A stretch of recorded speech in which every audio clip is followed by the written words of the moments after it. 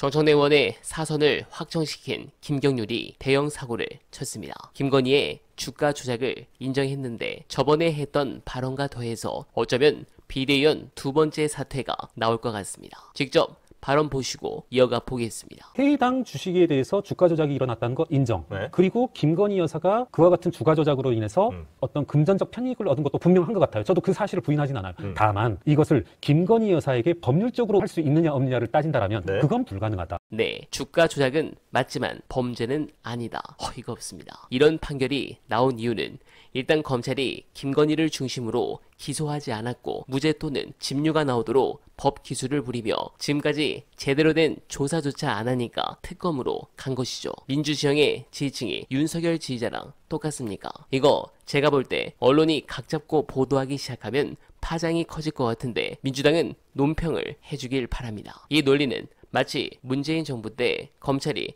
김건희를 탈탈 털었다는 주장도 같습니다. 그런데 탈탈 턴다는 표현은 수백 번 압수수색을 하고 잇따라 소환 조사를 받았던 이재명 대표의 정치보복에 관해 쓰는 표현입니다. 하지만 당시 검찰은 김건희에 대한 압수수색이나 소환 조사 한번 제대로 하지 않았습니다. 윤석열이 문재인 정부 때 검찰총장이었고 곧이어 야당 대선 후보가 됐는데 그 부인의 혐의를 검찰이 철저히 수사했을 리 없습니다. 게다가 김건희의 증권 계좌를 관리하며 주가 조작에 사용한 일당인 투자자문사 임원 민 씨는 대선을 앞두고 미국으로 도피했다가 정권이 바뀌고 한참 뒤인 2022년 11월에야 귀국했습니다. 이 투자자문사는 김건희의 증권 계좌, 거래 내역 등이 담긴 김건희 파일을 작성한 곳이기도 합니다. 민 씨의 도피는 김건희에 대한 수사에 객관적 걸림돌이 됐을 것입니다. 정작 김건희의 혐의와 관련한 구체적 정황들이 알려지기 시작한 것은 현 정권이 들어선 이유입니다. 공범들의 재판 과정에서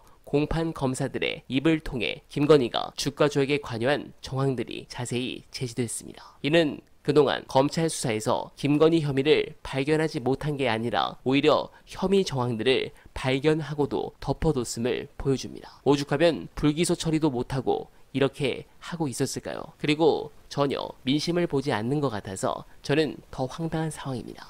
얼마나 저들이 데이터를 무시하는지 영상 보시고 이어가 보겠습니다. 4년 전에 문재인 정권 심판 슬로건을 내세웠습니다. 제가 그때 KBS 개표방송, 선거방송을 하고 있었는데 우리 같이 데이터를 보고 있었거든요. 근데 이상해. 그때도 저렇게 패널 데이터 조사를 했는데 2대1의 비율로 계속 여야 쪽으로 미결정층들이 쪼개지고 있어서 시간이 가면 갈수록 민주당의 압승이 예측되는데 그러면 심판론이 아니고 견제론을 해야 되거든요.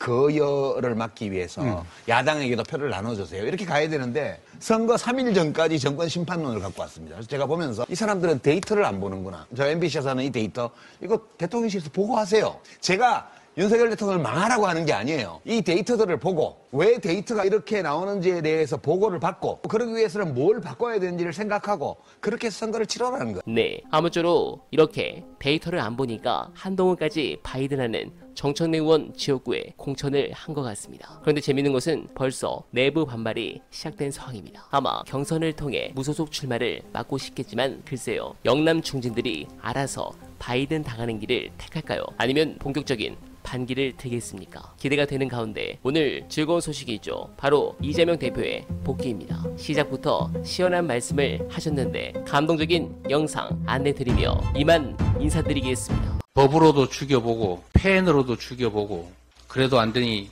칼로 죽이려고 하지만 결코 죽지 않습니다.